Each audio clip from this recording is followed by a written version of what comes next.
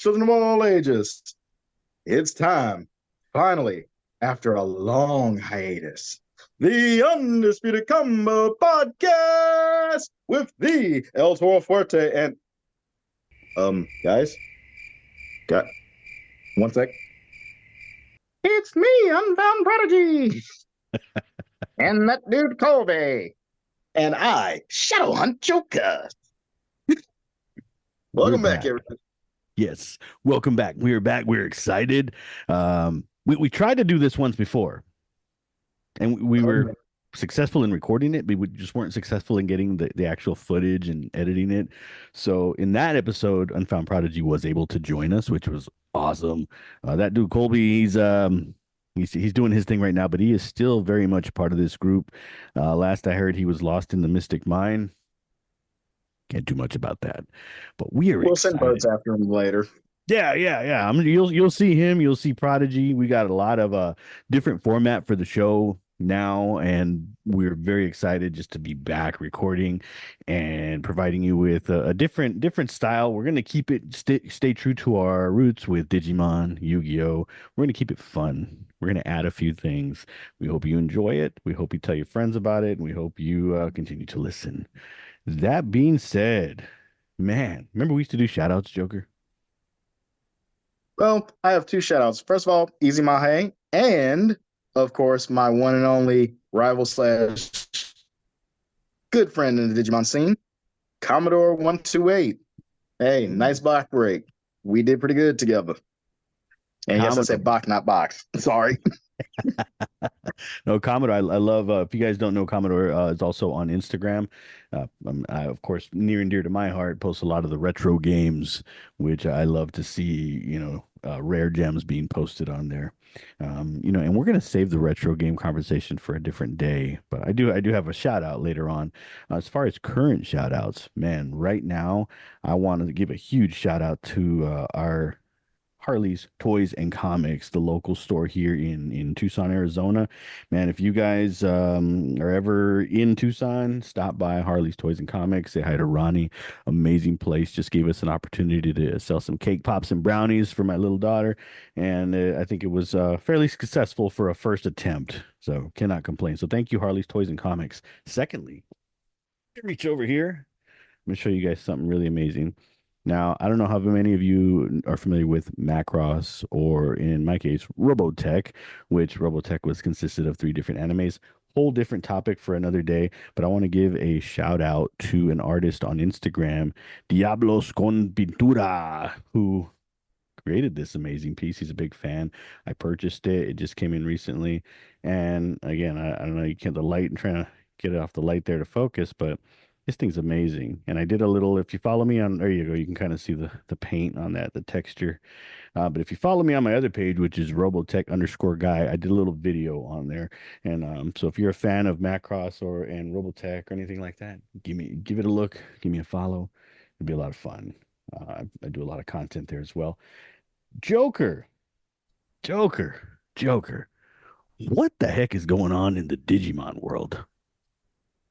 Where do I begin? First of all, we've had a bunch of massive format changes. Mm-hmm. Once again, Numemon is starting to prove that it can hang with the big boys and take out a lot of the big names.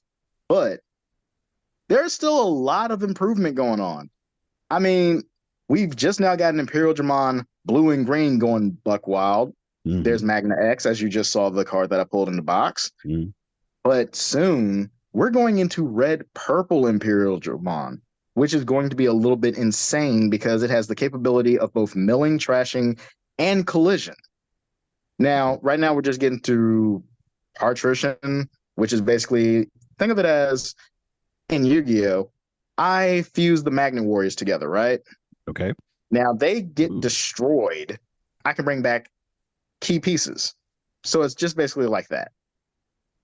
But other than that, there was a little bit of an issue that was brought up recently in the tournaments. Mm-hmm. I experienced it and a couple of others experienced it. So I'm going to address this a little bit. I'm not going to point fingers or try to cause any controversy, but it's something that does need to calmly be addressed. I've had time to cool down, and I'm actually going to talk about this with a level head. All right. With the tournament scene, regionals are the hardest to get into. And there are certain things you got to do to make sure that you're actually in. There was a error that stated that I was immediately dropped because I didn't follow the format, which they saw that I did. They saw that I had the email saying that I'm in the tournament, Mm-hmm. which then I had to do all this process and everything, and it still counted me as a dropout. Now, the fault wasn't mine. It was there. They saw that I had the notification and I Mm-hmm. had the email. Mm-hmm. But what needs to be addressed is when it comes to these bigger tournaments, the system does tend to mess up and it needs to be readdressed. If they keep doing this, a lot of people are going to just say, you know what? These big tournaments, I don't care for. Yeah. I'll just go and do these other tournaments, which is going to lead to people not wanting to do them online anymore. And it does create a little bit of a hassle. My thing is, when they do these confirmations, maybe instead of waiting the week of to do them, they should allow us to do that immediately. Now, some people will sit there and be like, well, they do allow you to do it immediately. Yeah, but even I did it, quote unquote, immediately, and it still said that I didn't do it. It didn't register. And we had to go through a new system.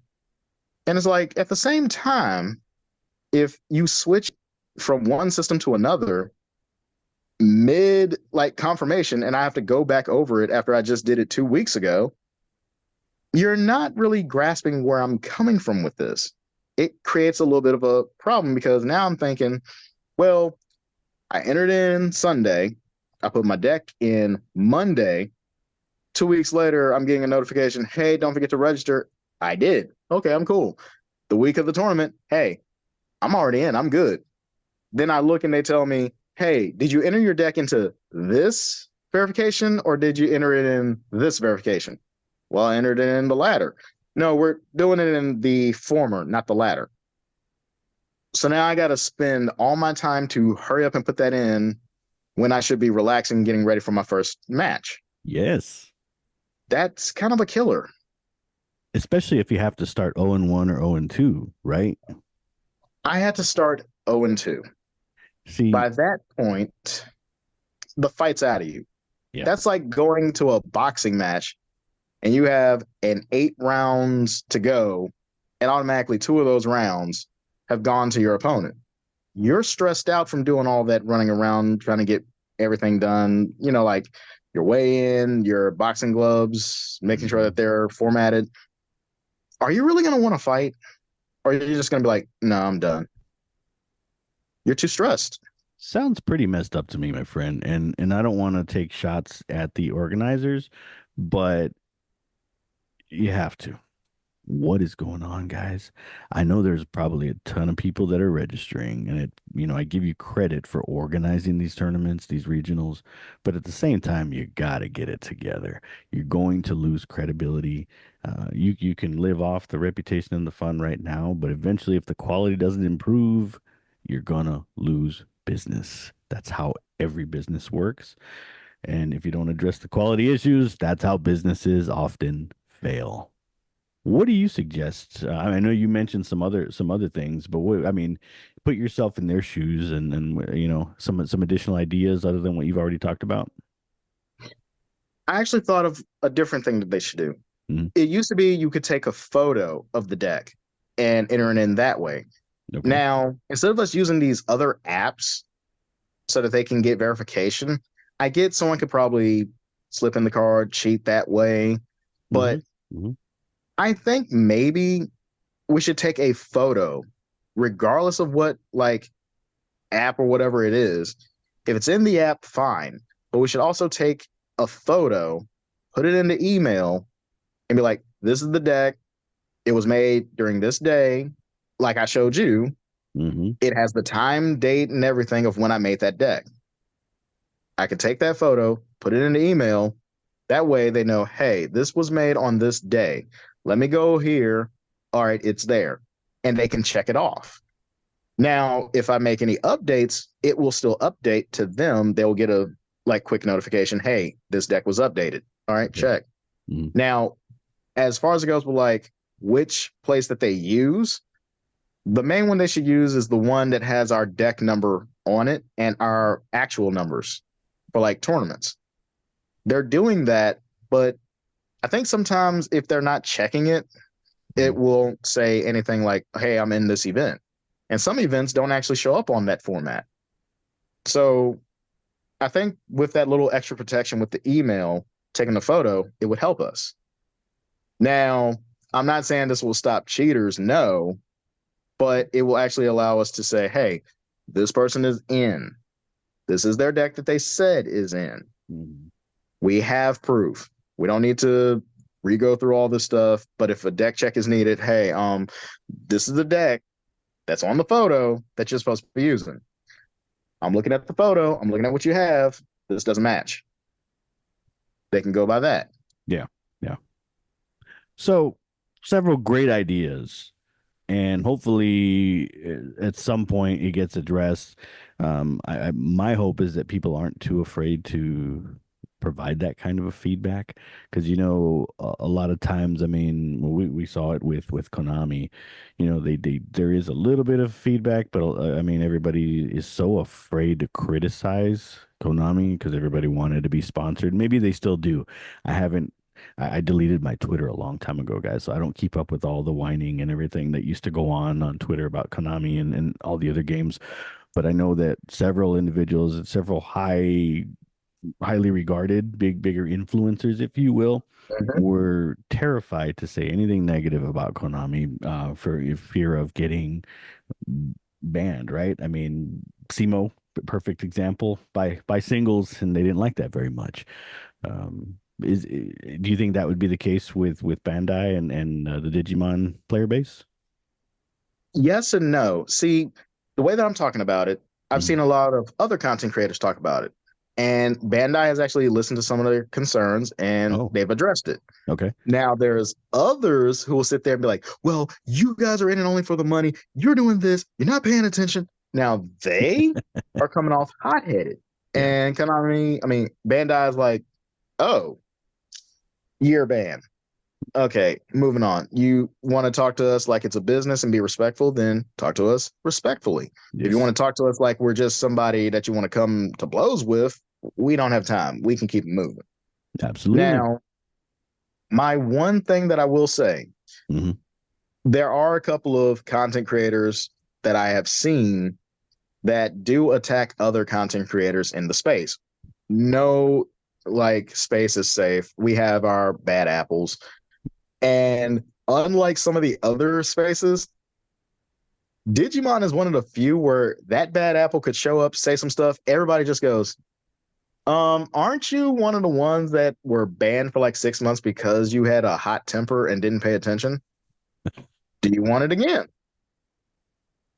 Yeah, it is quickly addressed. Good. Are they Yu-Gi-Oh transplants, by the way? Oh, there's a couple of people that were, that jumped ship and they started that whole trend, and then everybody's Yeah. like, yeah, but you know what we can do that you can't do right now? What? We have online tournaments. Mm. It's like, yeah, Yu-Gi-Oh may have online tournaments here and there, but Digimon has consistent online tournaments. We have Alt Cup, we have regionals, and we have like other events where like Gen Con has a couple. Hmm. But when you ask, hey, is there any Yu-Gi-Oh online tournaments? You rarely see them. And some people will be like, well, maybe if Yu-Gi-Oh got a couple of online tournaments, they can see how it is there. And we're like, yeah, they should. But mostly Yu-Gi-Oh pushes for the in-person events, Yeah. which a lot of the stuff, yeah, I get it. They've been out here the longest. They're one of the big three. They can do all this stuff. Oh, yeah. But I've started to notice a trend with this. Mm. And it's just me from hearing from other content creators. Mm. Yu-Gi-Oh is starting to have this point where it's like, yeah, I play it, but now I want to play these other tournaments where one, there's online events, two, their card pricing is worth a lot more, and I kid you not, this is gonna make you laugh. I can make money playing these games in a way that I could not do in Yu-Gi-Oh. Interesting. Yeah. And from what I've seen, like Lorcara, Pokemon, Hmm. people are taking decks, playing these tournaments. They'll get prize packs that cards are worth almost anywhere between 500 to 1,000. They can get mats that are worth money. They can All get right. other. So Yeah. yeah, that's why some people are jumping ship to like Lorcar and stuff. They do that from Digimon as well. But they have consistent online tournaments. Hmm. Even Dragon Ball has it. Interesting. I wonder how long that'll be the case. I wonder if it's the initial surge to lure people over to the game, to the competitive scene, to help promote the game, grow the player base. Because I know that, well, I guess you could use Bandai as an example. When they first started, the prizes were amazing, and it sounds like they still are. Is that the case? Here we are a few years later.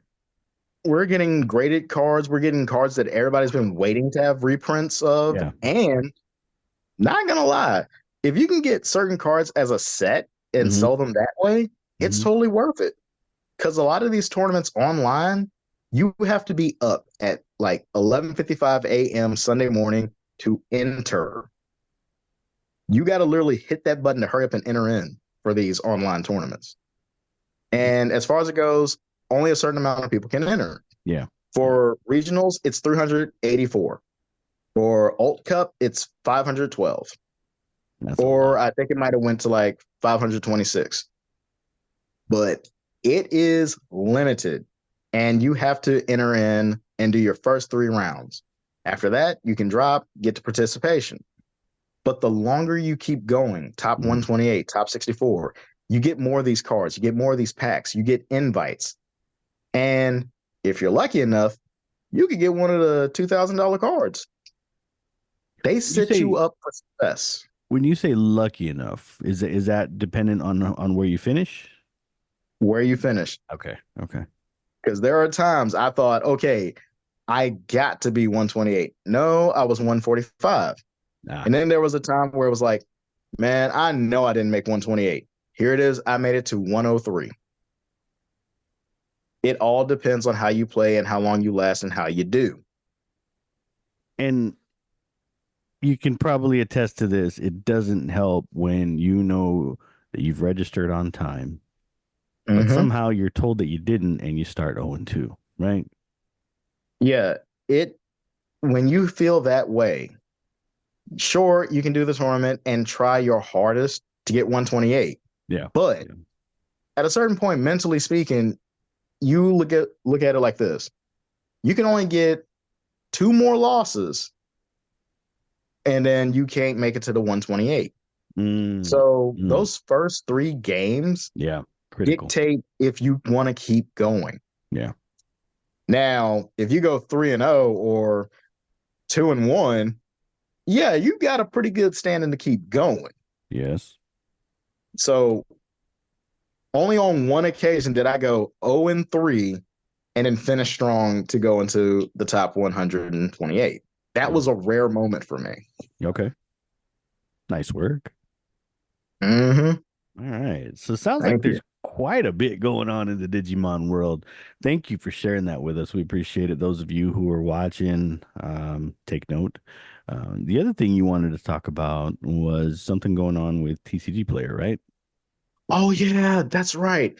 All right. If you're a vendor on TCG Player, there was a little update that happened a while back.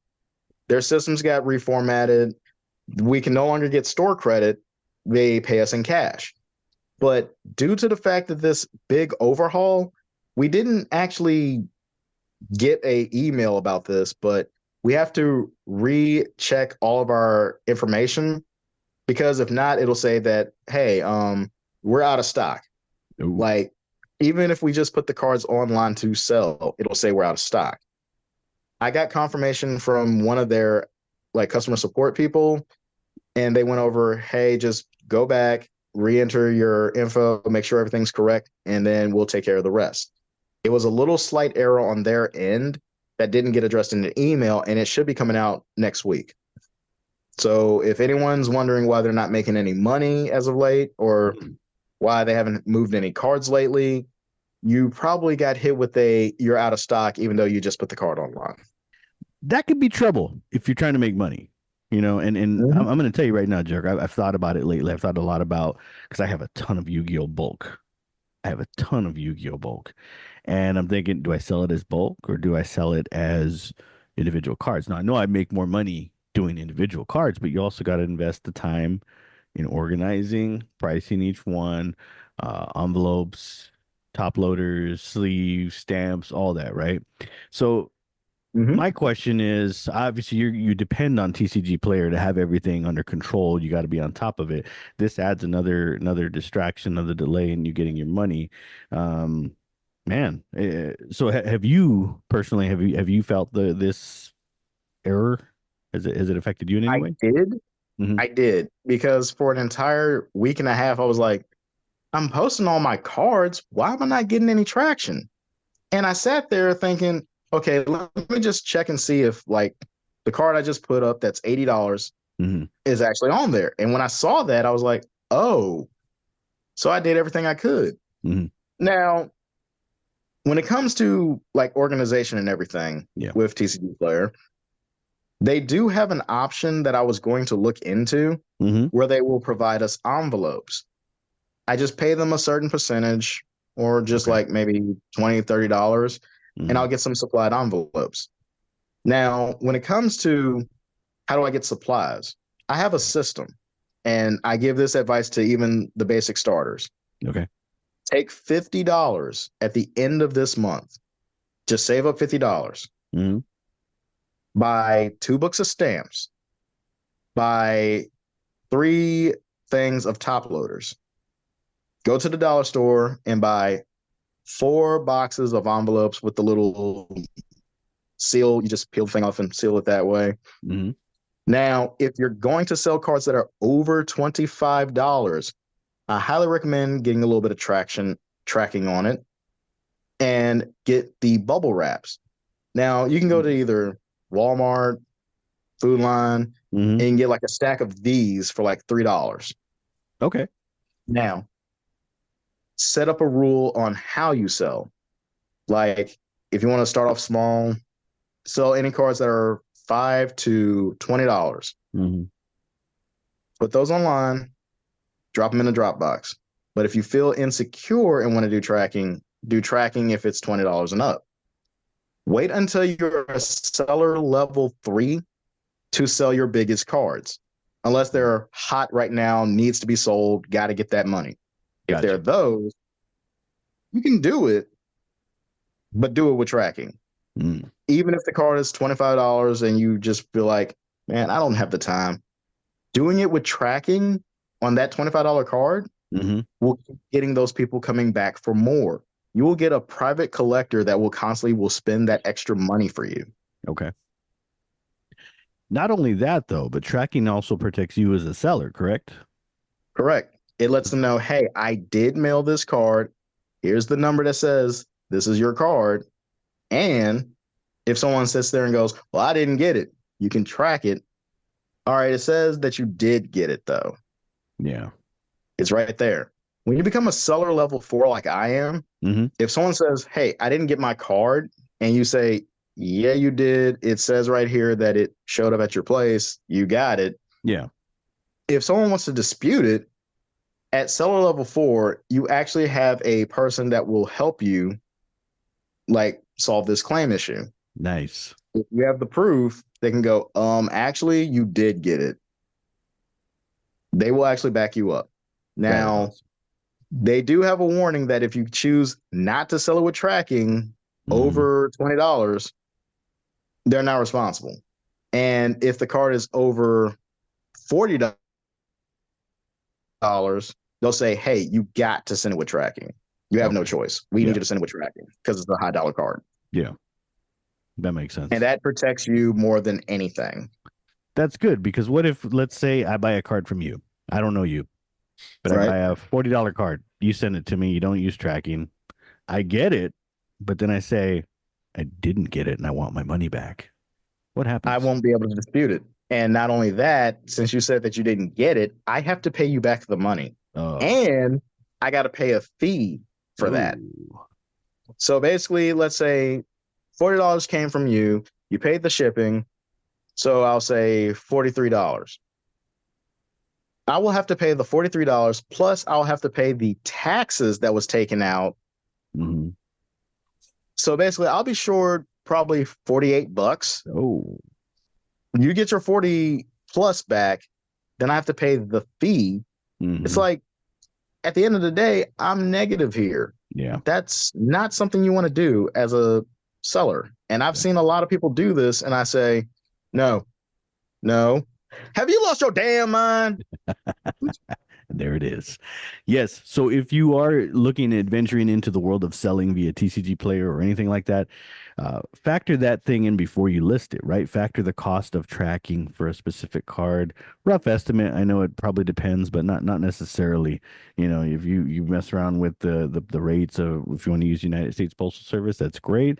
But figure out the Mhm. cost that it's gonna what it's gonna cost to send it with tracking, and make sure you add that onto your listing. Very simple. Exactly. Protect yourself, protect your money. It's a quick way to go out of business is losing money. And shady buyers are out there. They will try anything like that. I hear it from eBay sellers. I hear it from TCG sellers. You name it. Anywhere where, and I think it's sorry to kind of jump from ship to ship here, but anywhere where you're buying from online, there has to be some kind of protection. And I know a lot of these organizations like eBay and TCG Player have gotten better about not necessarily always siding with the buyer first. Correct? Correct. Yeah. Yeah. I mean, this card right here, this Magnemon Ace Altart is literally 100 some odd dollars. Woo! Do you really think I would not put tracking on this? I'd want to know where my money's going. Absolutely. Absolutely. Yes, do that. You have any plans to sell that? No, actually, I'm actually planning on keeping it. I don't care if this card drops to $50. I Nice. pulled this and I'm still shocked. Yeah. Very nice. Well, congratulations. And for those of you who may have missed it, we've got a video on the YouTube channel. So if you want to see when he pulled it, it's up there. It's up there. Just do search out. It's recent. You'll see the amazing pulls. We got another one on the way. And of course, I think we have a box battle coming between you and Commodore again.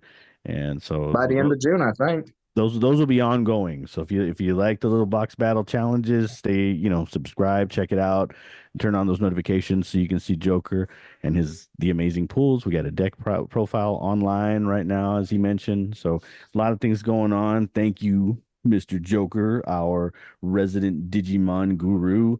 On to the world of Yu-Gi-Oh! Now, I I love the game of Yu-Gi-Oh! I don't play it anymore.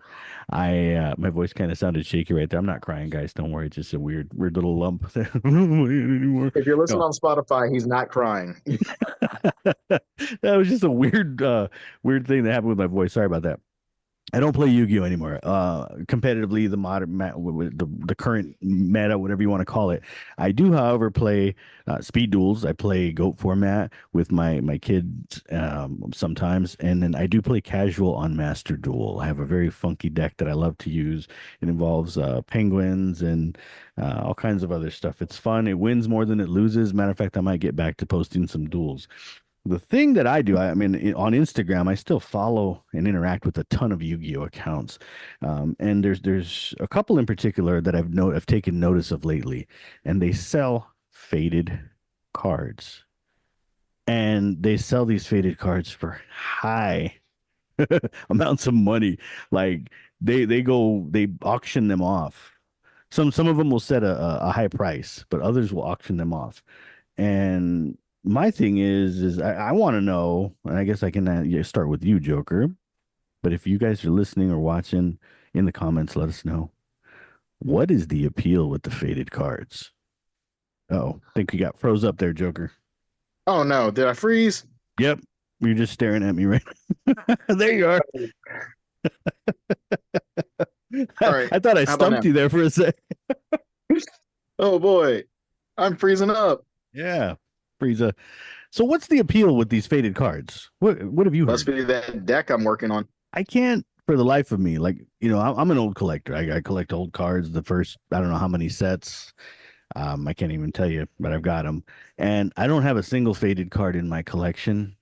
I know how to get them that way, but If I'm in the market for a card, I'm not buying a faded card. I don't see the appeal. What about you? Would you buy something like that? No, because then I think, hey, is this card like messed up? Because to me, a faded card is almost near fake and unplayable in my eyes. To Yeah. me, if it's so easy to make a faded card, how do I know that this isn't authentically faded by the manufacturer, or was I just getting ripped off by someone who just said, you know what, let me fade this real quick? The, How much is a faded card? Oh, yes, $120. guys, I can put a Yu-Gi-Oh card in the sun and put a book or a piece of paper right there and leave it by my window, and it can be half faded in no time. And again, I'm not trying to get in the way of anybody making money. If you're making money with faded cards, people are buying them, phenomenal. Keep it up. If you buy faded cards and you like collecting them, great. Just know what you're getting. They can tell you all it came this way. I don't know. I don't know. I just don't see it. Like Joker said, I'm buying a faded card. I'm paying hundreds and hundreds of dollars for that faded card. I I don't know. mean, I I can reckon customize mine's some looking in faded for good you guys condition if you though. want. It'll hurt my heart to get some old Blue Eyes or Dark Magicians and fade them to you know, but I can do that. I guess anybody can do that, right? We can get into that market too. I don't want to, but I just I don't feel like I'm see. cheating the people. Yeah, yeah. And again, not knocking you if you do it. Make your money. Great. You found a way to make Yeah, money that way off of that. Phenomenal. Keep doing it, right? If you collect right. those, keep collecting. We're not knocking it by any means. I'm just telling you my opinion. Joker's telling you his, and we're trying to find out what the appeal is. So if we're not making fun of you, but if you do, if you know someone, there you go. We don't want to call anybody out, right? If you know somebody who likes buying those or somebody who sells them, what's the appeal behind them? That's the biggest question right there. Because like Joker said, you feel like you're I don't know. It just is like an old faded card that was left out in the sun. I mean, I can fade cards, like I said. So it'd be interesting if Colby was here, because Colby would go on a rant about that. I'm sure he knows somebody um who he's come across that before. But that's the big topic in Yu-Gi-Oh right now that I've noticed. The faded card dilemma. I wouldn't buy one. I don't know. How about you, Joker? Would you buy any faded Digimon cards? Actually, no. And the reason being, see, to us in Digimon, if your cards reflect a certain way, it actually will mess it up. And someone actually did a video where they were doing an online tournament Hmm. and they used a faded card and it came out looking like a proxy. So Ooh. it made it look illegal. And the judge had to actually be called on it.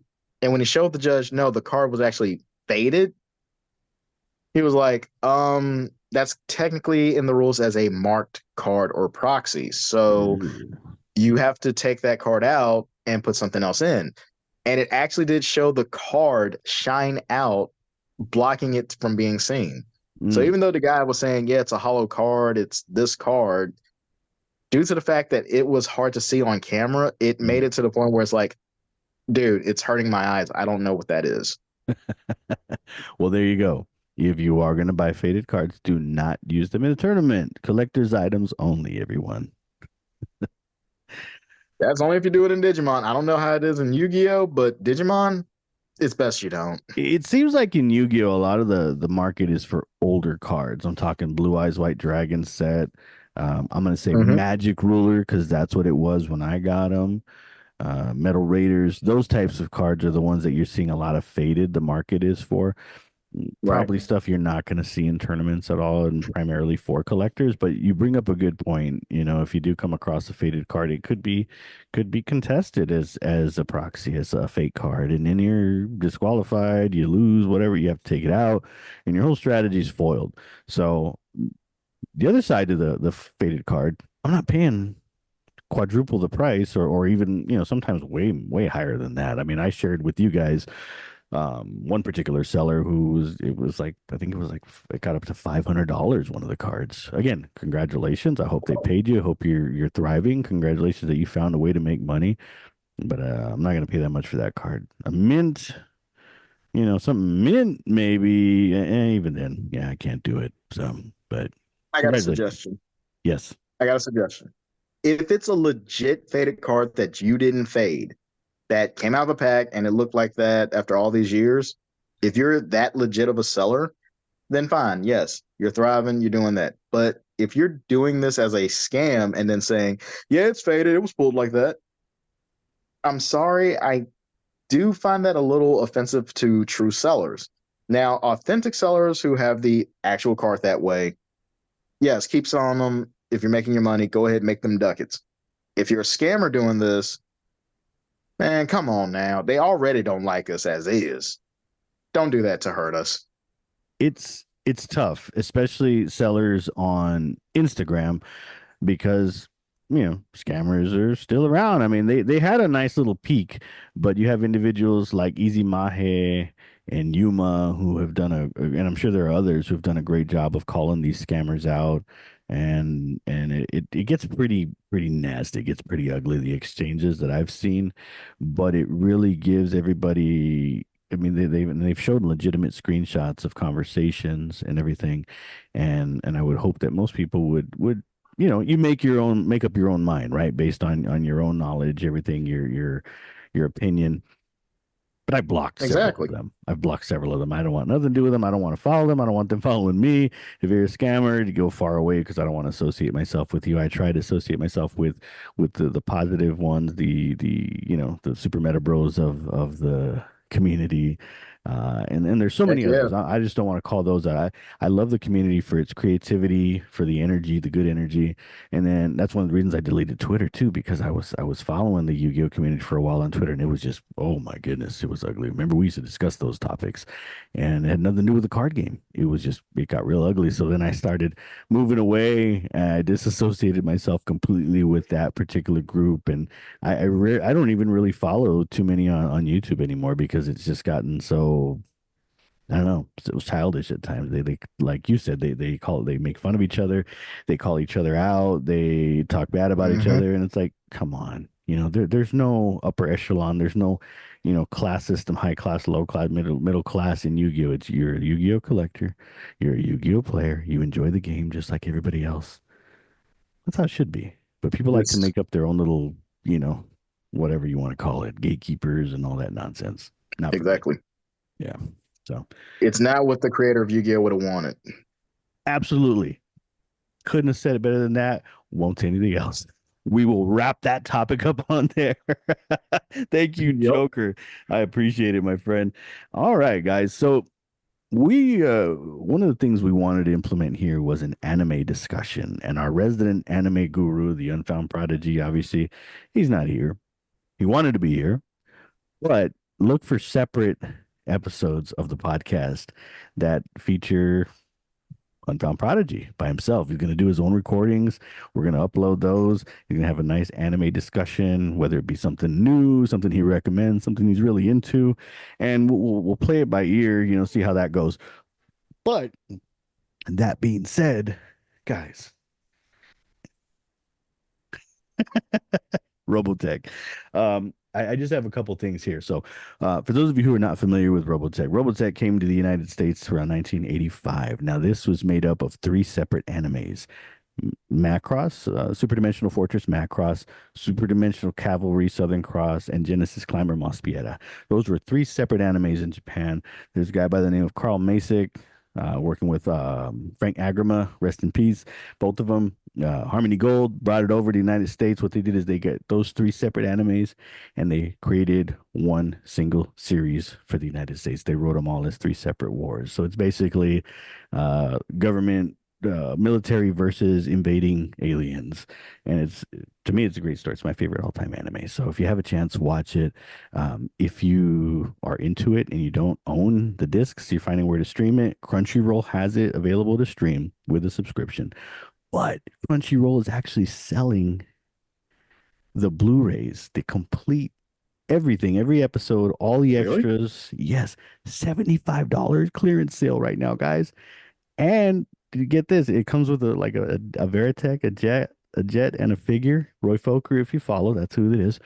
It's a $250 value that's on sale right now for $75 at Crunchyroll. I have the DVDs. I bought that. I couldn't pass it up. I actually was excited because Macross Plus, they just released that on there's a couple of things for sale on Crunchyroll, but it's 200 $180, I think. So I was gonna buy that until I saw the Robotech Blu-rays. I said, you know what? I'm getting them. Joker, you ever had any seen Macross or anything like that? Hmm. Hang on, I cut out a bit. What happened?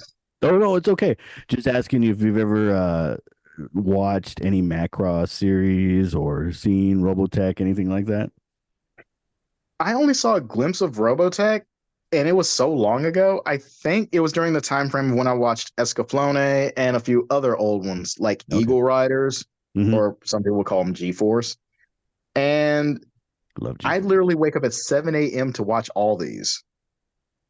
So I'd have to say I was around 5 or 6 when I first saw these guys, and Okay. that was before I saw Dragon Ball Z. Okay. Well, I would definitely recommend if you guys are into mech, like transforming mech, like Gundam, right? Gundam is Right. awesome. It's amazing.